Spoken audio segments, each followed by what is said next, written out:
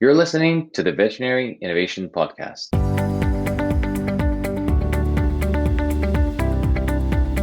You're listening to the Veterinary Innovation Podcast. My name is Sean Wilkie, and along with my somewhat awesome co-host, we interview the innovators in this space every week. Ivan, why don't you go ahead and get us started today? Hi, I'm Ivan Zach, and I'm happy to introduce Dr. Anna Reddish. We're going to talk about the veterinary career paths. So, Anna is Assistant Director for Student Initiatives at Eastern Region with the American Veterinary Medical Association. She was one of the AVMA's first remote employee. She holds a degree of DVM from Auburn University. She has master degrees of Animal and Dairy Science from the University of Georgia, and she's the host of My Veterinary Life podcast. On the personal side of things, she grew up participating at the 4-H club. She was named to the All-American Livestock Judging Team in the college, and she welcomed her son at the end of January this year. Is it, Anna? This year, yeah. Fantastic. I had my daughter born 7 days into lockdown in Ukraine in March, so that was an interesting experience. Welcome to the show. Thank you for finding the time to join us. Oh, well, thank you so much for having me. This is really exciting to be a part of your show and excited to be in the company of a fellow pandemic parent. So, well, we could form a club, pandemic parent. Yeah.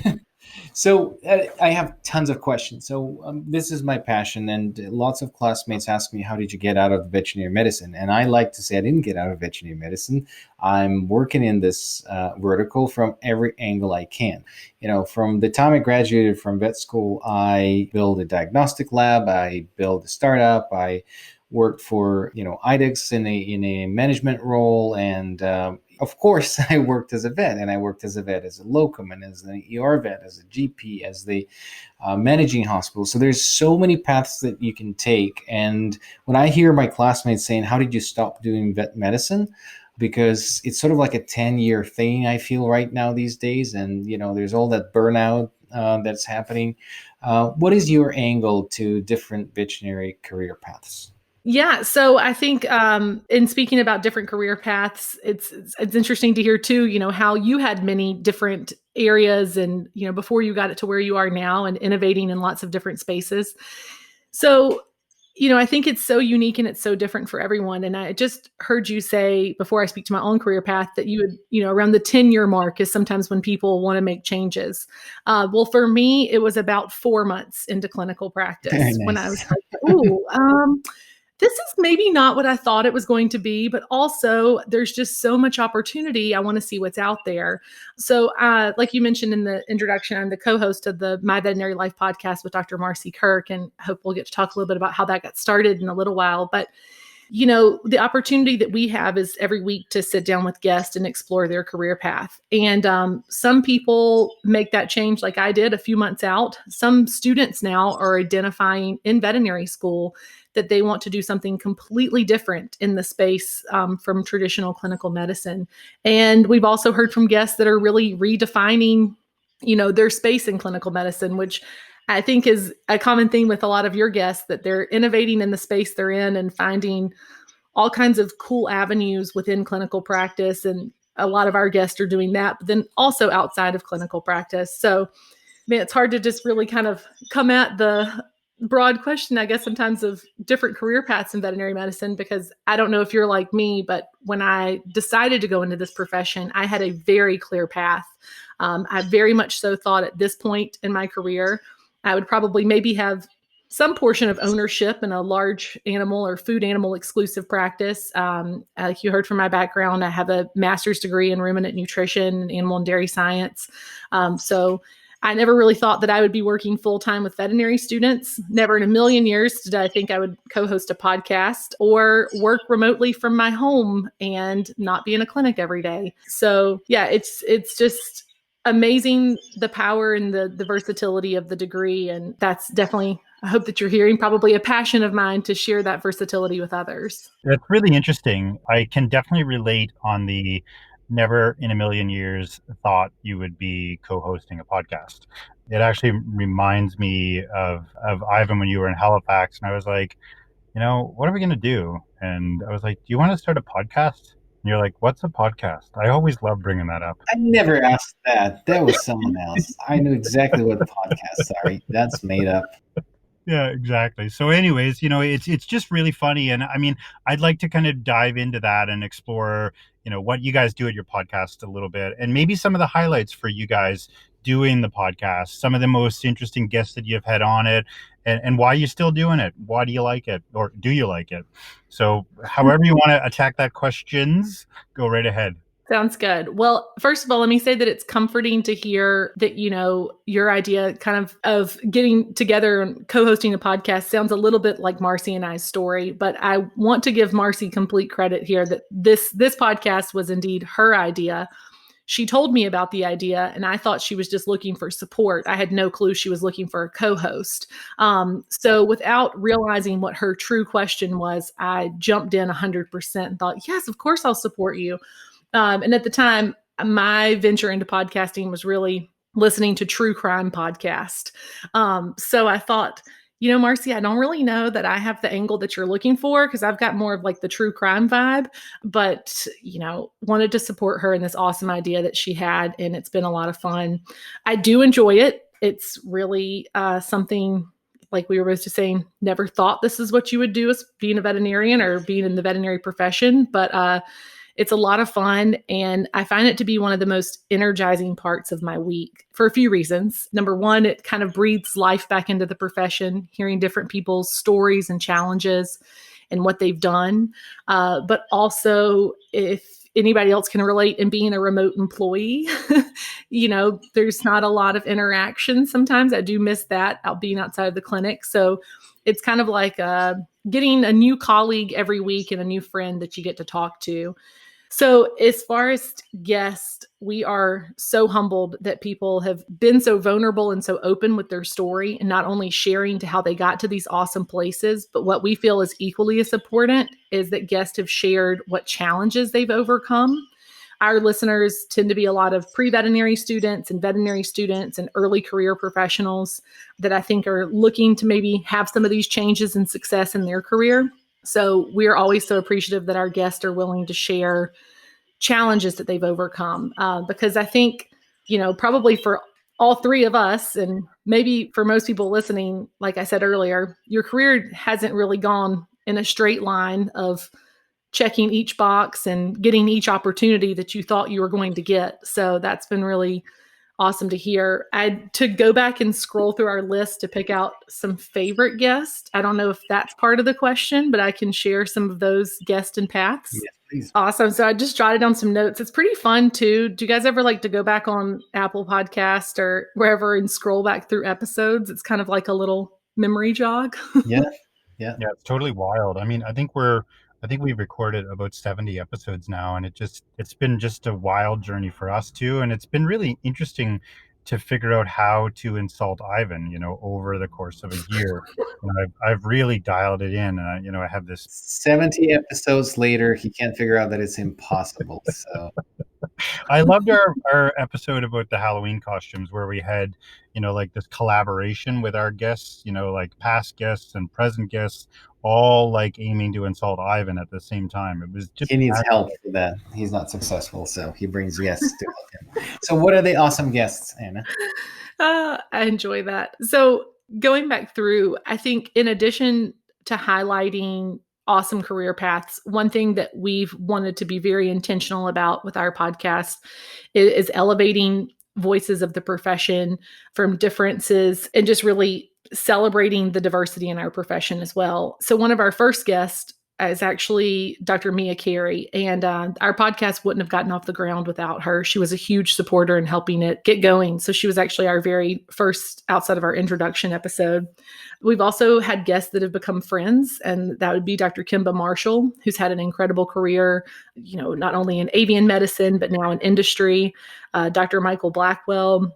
We've had veterinary school deans. That's always been really fun to me. We've had Dr. Carolyn Henry.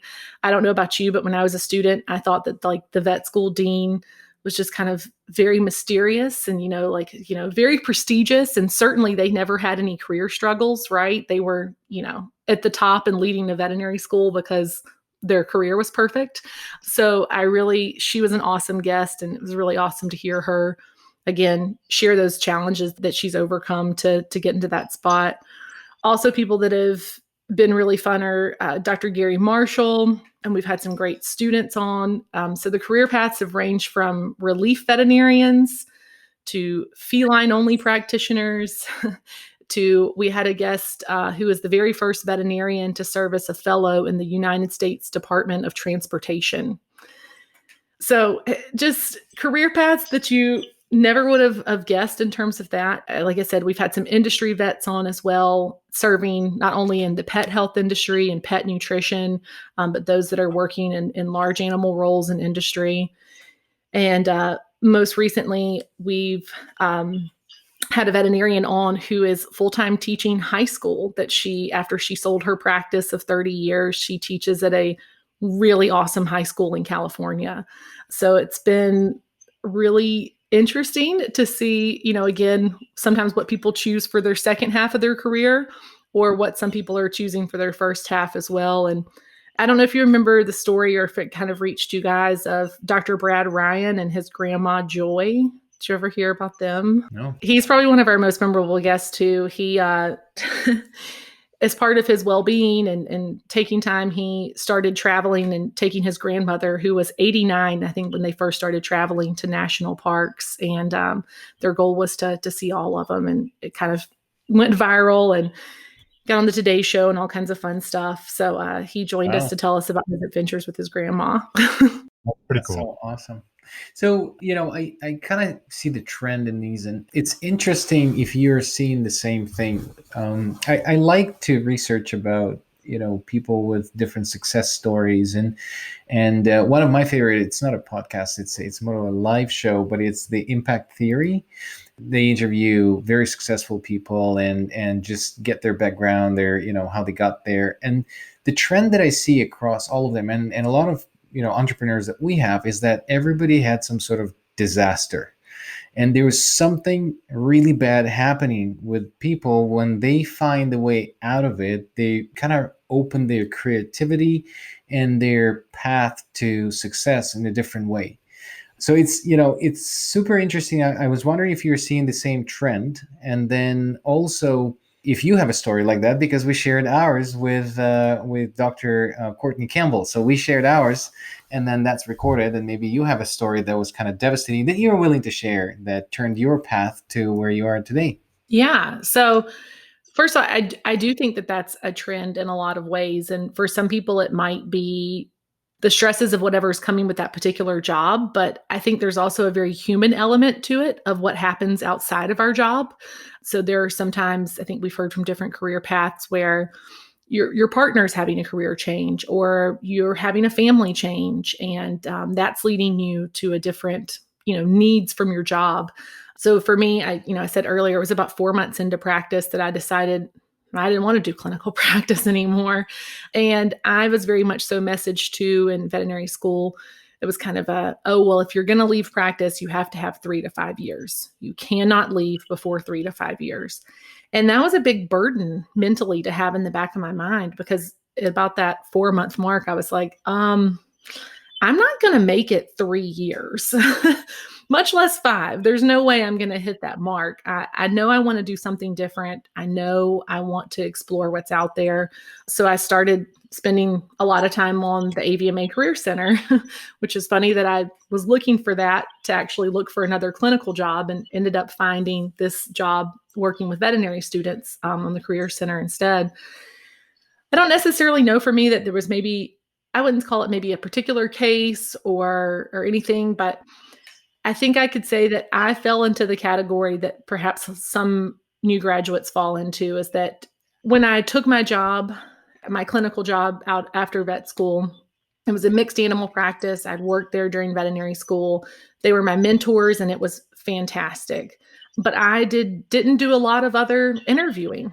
And, that's something that I regret, and I pass that along to students, is I wish, even though I probably still would have ended up in that clinic, I wish I would have looked and negotiated other options. I would have interviewed other places rather than really having kind of an emotional tie to a clinic and really wanting to go back and I don't know the words I'm looking for, but, make your mentor proud, because I think I really would have, benefited from different mentors, or, having that experience of going through different things. So it was a fantastic experience in terms of I saw a lot of medicine in those first few months.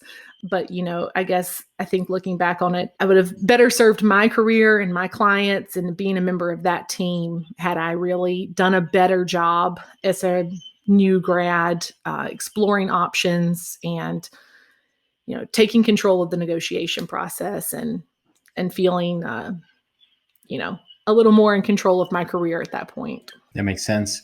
Yeah. So, this sort of common trend going through some, devastating experiences, some humbling experience, I should call it. Yeah, I do see that trend. And for me, I'm hoping that having experience running a podcast with Shawn will be that devastating experience for me for the next boost in my career. The question that I wanted to ask is a bit of a touchy topic. So we talk a lot on this podcast about the burnout in the veterinary domain, and with the people that are finding the path to do something different. I think that a lot of people that find themselves struggling through veterinary medicine, there may be those people that are not happy and they're afraid to admit that they're not happy with veterinary medicine. I wasn't, and I left, and I think I'm happy to look at it from a different angle, from the business side of things and the software side of things. And that I think that maybe if we were a little more vocal about finding those paths, and I think that your podcast is fantastic for that, is just for people to find what other things I can do before I go to that dark place of the burnout. So do you think there's a connection? Do you think we have a role in promoting different paths and decreasing this sort of situation with the burnout and suicide in the veterinary domain?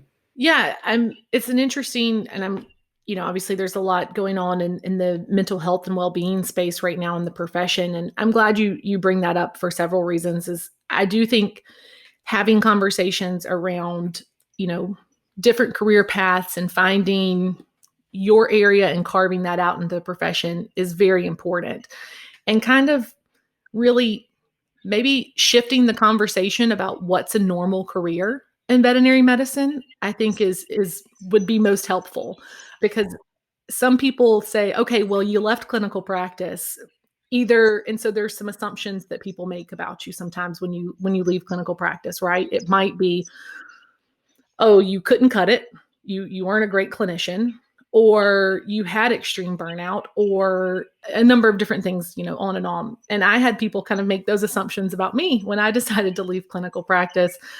But, everybody, again, leaves for their own reasons. And it can be hard. I think that's what sometimes holds people back from taking jumps and maybe taking a different job is, you sometimes think, what are others' expectations of my career? And that's really hard to let go of. And I know that because I experienced that when I left to take a new and different job. It wasn't hard for me to let go of my expectations of what I thought my career would look like. And I was willing to make a change.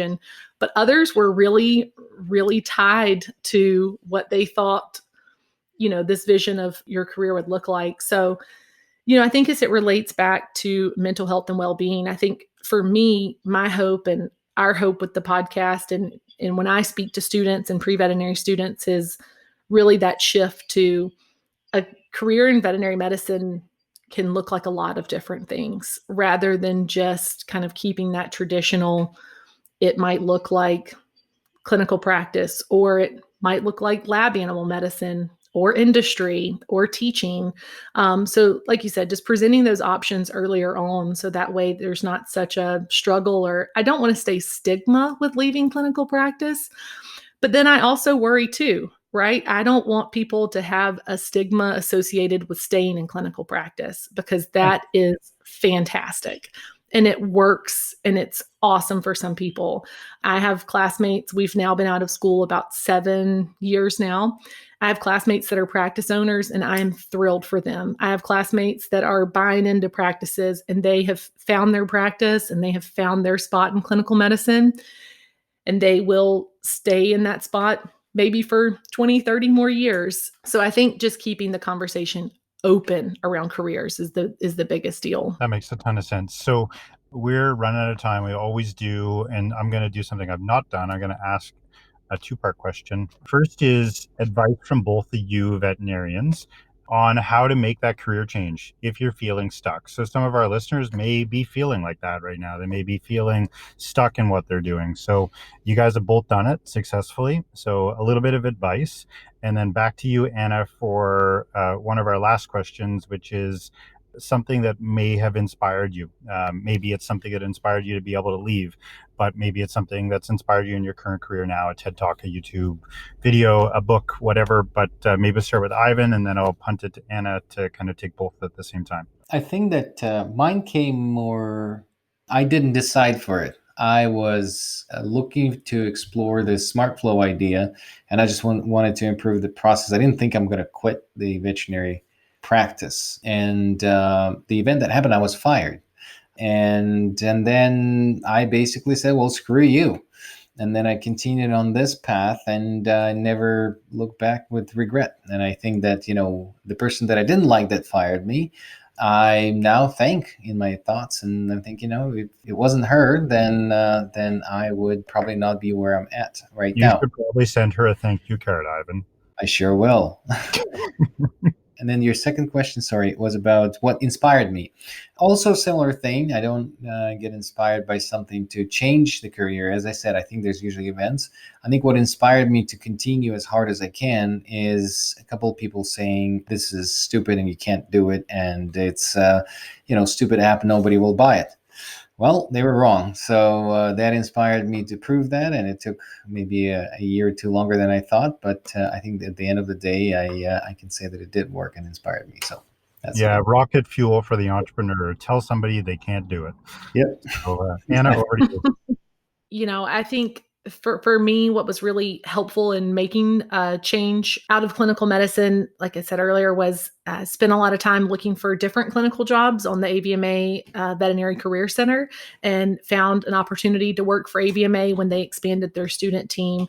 So that's an awesome resource. I'd also say to people, you might be thinking, okay, well, all I've ever known is equine medicine or companion animal medicine.